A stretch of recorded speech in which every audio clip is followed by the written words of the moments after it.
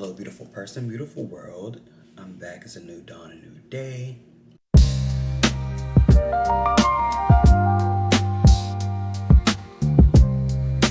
Right. Happy Pride Month. And in honor of Pride Month, I want to talk a little bit about my own coming out story. Just because, I don't feel like I really have one, because ironically, I never really came out. So I guess this is what that is. If you didn't know already from me dating both men and women, I'm bisexual. Yeah. So we're gonna talk a little more about that, about my own journey and just becoming more comfortable with who I am and sharing that with other people. All right. So like I said, so like I said before, if you couldn't tell, just based off of me dating men and women and being attracted to both men and women, or just not knowing me in general, I am bi. I like both men and women. I date both men and women. Yeah, that's just a vibe. I've always kind of been that way. And we're going to start the story going all the way back to my adolescent childhood. Not really adolescent, my childhood, because, yeah, it started before then. I guess adolescent is like middle high school. Anyways, we're going to go back to my childhood and just like talk a little bit more about how I started to understand and realize that I was a little different than just what I saw and what was around me all the time. So probably as early as like kindergarten or first grade, when I was like 5 or 6, like that's when I first started to realize that I also had crushes on boys as well as girls when I was like in school. And at first, like whenever I would tell people like I had a crush on a girl, they were always like, "Oh yeah, you should talk to her, stuff like that. You should give her something, give her attention." Like it was kindergarten, so not high stakes or anything. But when I started having crushes on guys as well is when like other people would be like, "Oh, that's a little different. That's a little weird." Or like other kids would be like, "I don't think you're supposed to do that. I don't think that's right." And of course, that's just because that's what they knew and what they were being taught from other people in their lives. I'm assuming like there were like some kids who like didn't really process or acknowledge it, but also it's because we were kids and at that age, you don't really know what sexuality is. You don't really understand those kinds of things. So, or just even general attraction, really. So you just know I like this person and that's what it is. So going up through like the rest of like elementary school and like transitioning into middle school, I always kind of had like a guy crush and a girl crush. My girl crush was usually pretty well known from like other people who I was around, like my friends and stuff. But the guy crush is usually something I kept to myself because I started to realize that other people didn't really see it as normal. And because like I grew up like moving around a lot and being in a military family, I already hated having to be the new kid and having to like find ways to fit in and stuff. So I didn't want to add like another thing to the list of things people had to accept or get used to about me. So I was like, I'm just gonna keep this to myself and yeah, we're just gonna rock with it in private. And yeah, so I will always have like a secret guy crush, and then like my initial well-known girl crush, and that was just kind of the vibe. That was like a way I found like balance. Like usually the types of guys I was attracted to was also very different from the type of girls I was attracted to, and that I might talk a little more about that later, like in like just a video like about attraction and like to just gender. But yeah, so I guess I was like really becoming like more comfortable with the idea. And like once I got to middle school, I was like, all right, this isn't really something that's like a phase or that's going to fade out. This is something that's a part of me. And eventually I'm gonna have to get used to being this person or like used to expressing this part of myself in some way, shape, or form. Because I don't want to like manifest in negative ways or cause me to be hateful to people around me because I don't feel accepted or I don't feel loved. But yeah, I remember like as a kid, sometimes I would even like try and test the waters a little bit. I'm like, oh yeah, I like this guy. And then they were like, what? And so then I was like, all right, never mind. I'm just kidding. It's a joke. Um, yeah, that's just kind of the person I am. Anyways, like a lot of times I'll say something and I say it as a joke, but it's not a joke. And I've recently gotten to the point where I don't do it as much. But when I was a kid, like middle school, high school, even early college, I would always just say like, "Oh, it's a joke." It wasn't a joke. I was being for real. So yeah, when I was in middle school, like I said, I kind of like compartmentalized like different aspects of myself, especially like the parts of myself that were less masculine or maybe more feminine leaning, or even just attracted to men in general or guys in general. I guess it wasn't men because I was in middle school, but still, nonetheless, you know what I mean.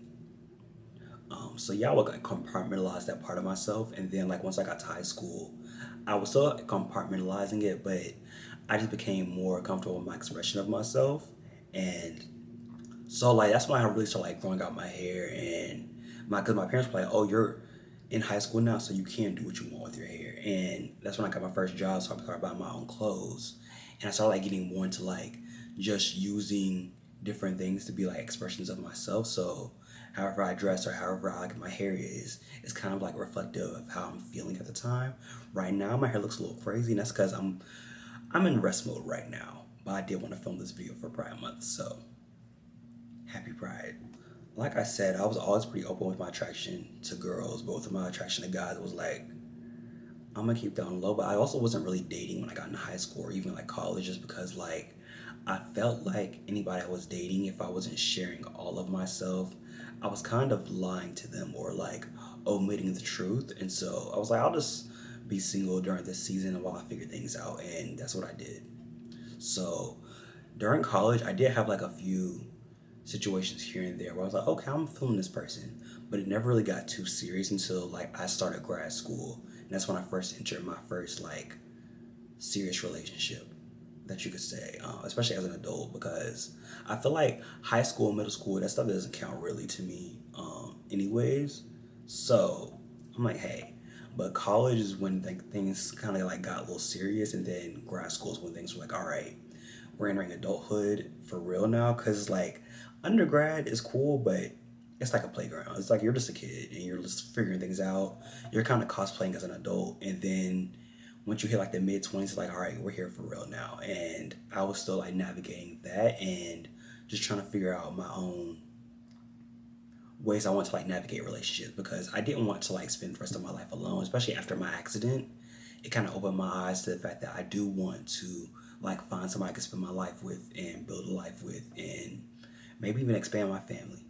Who knows? Up to this point, like nobody was really aware of my sexuality, and like even though like I feel like once I got to grad school, I wasn't really keeping it a secret, or even we can go back before grad school. Even in college, I wasn't really keeping it a secret. It was more so like if you know, you know, and I'm just kind of rocking and vibing out. Like I said, like once I got to college, I didn't really care as much, and that trend kind of continued even up to now. Like I don't really care too much about what other people think or how other people feel about like what I got going on, because it doesn't affect you, it doesn't bother you. So yeah, just let me do my thing. I'm gonna let you do yours, whatever that is.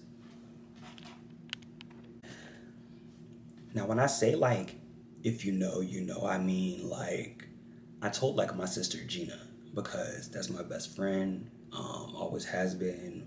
So it just kind of like made sense.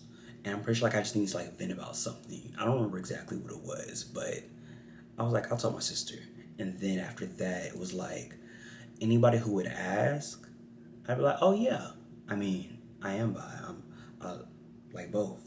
Or like if they were like, oh, are you gay? I'm like, kinda, sometimes. Depends on the vibe. But I mean, that's also something that I just had to like get more comfortable with, I guess. I mean, I remember one time specifically, like I was talking with my mom. We were talking, she was telling me a story about like one of our family friends and how she didn't know that their daughter was gay or bi or something.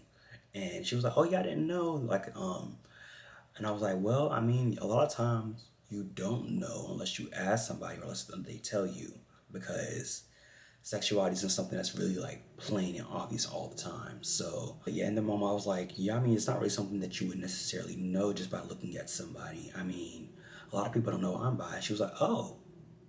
And yeah, it wasn't like really a deep conversation, but she was just like, why did you tell me and all this other stuff? And I was just like, I mean, it's something I was working through. And also, if I was in a relationship, I would have told you eventually. It's just like I'm single. I don't want to go from, oh, so when are you bringing a girl home, to, so when are you bringing a girl or a guy home? Cause that's kind of depressing when you don't have either. So we don't need that energy. Just let me kind of navigate that on my own. And I didn't want any added pressure to, I don't know, life growing up, bringing somebody home specifically. So, like I said, I started dating my ex during grad school. We actually met in undergrad, so we had known each other for like a long time before we started dating, which is kind of something that made me more comfortable to date, like at least intentionally date. Because before I was just like, hey, if I find something, I find something. And at that point in my life, like I said, I was after the accident. I was really wanting to get out there and there's a net and experience life and live life to the fullest and just build those connections or like that one connection that I felt like would be more fulfilling for me. So I started dating. Me and my ex had been together for a few months, and as time was going on, I started realizing like, all right, it's time for us to take the next step, which of course will be me inviting to my graduation with my family and my best friends. So I was like, all right, come along. And I didn't ask him like that, but I was like, do you want to come to my graduation? Of course, he came along. Da da da.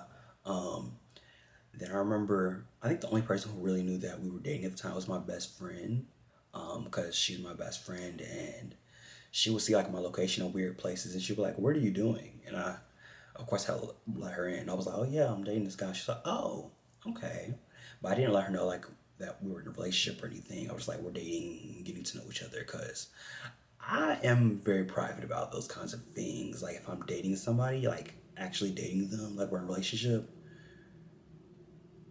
you're probably not gonna know for a minute until I'm comfortable enough to tell you. Or you might know immediately, who knows? But yeah, so yeah, of course after graduation he met my family and my best friends and my siblings and like some siblings are my family. Anyways, he met them, we went to dinner afterward. It was really celebratory because my sister was also graduating. We were all just like in a great mood. And I remember after, like when I got home from dinner, my little brother was like, it might even be that same day. It might have been like the next day or something. He was like, "Oh yeah, so was that guy? Was that like your best friend or something?" I was like, "Well, no. I mean, kind of, but not really. That's not the title he has." And so yeah, I was like, "No, that was my boyfriend." And he was like, "Oh, okay." And he was like, "Oh, you weren't telling anybody? That's kind of crazy. Just pop up in a relationship and not telling your family." And I was like, I didn't want to tell you guys until it was serious. And yeah, so yeah, he was just like, "Oh, I'm surprised you didn't like let anybody in. Like, at least tell us." And I was like, I mean, again, I don't like having any added pressure. People already asked me why I'm single and not dating, so I don't need to be like, "Oh, so you like men and women, but you're not in a relationship with either right now." No. So yeah, that was just more worth the time. And then afterward, I was like, all right, I clearly need to let the rest of my family know. So I told like everybody, I was like, all right, y'all, hey, this was going on, and everyone was like, okay, that's good. We're glad you're happy. They're all really supportive, and things were just going really good. I mean, I guess that's kind of where the story ends, because there's not really much of a story after that. I mean, I started being more open about my sexuality with other people, like from that point on, because I started realizing like a lot of people didn't know because they either knew me as straight or gay from whichever like space that they knew me in, and I was like, well, I'm kind of both, so I'd prefer for people to acknowledge both aspects of me. Coming out in general is a unique experience for all queer people, whether you're the LGBT or the T, and it's important for us to accept that that's a unique experience for all people, like regardless of your background, because you don't know people's circumstance, you don't know their scenario, you don't know what's going on with them, so you have to trust that people are going to express themselves and do things for themselves in the way that works best for them, right? So when it comes to coming out, like just some people never come out, and that might be what their life or their journey calls for, and we have to just accept and trust in that. Now I'm just gonna close this out by saying that our identities are a blessing and we choose who gets to experience them. That's it, that's all. If it's nobody, hey, do your thing, be happy. Just make sure that you're doing something that is fulfilling for yourself and that just makes you feel more whole. All right, until next time, farewell.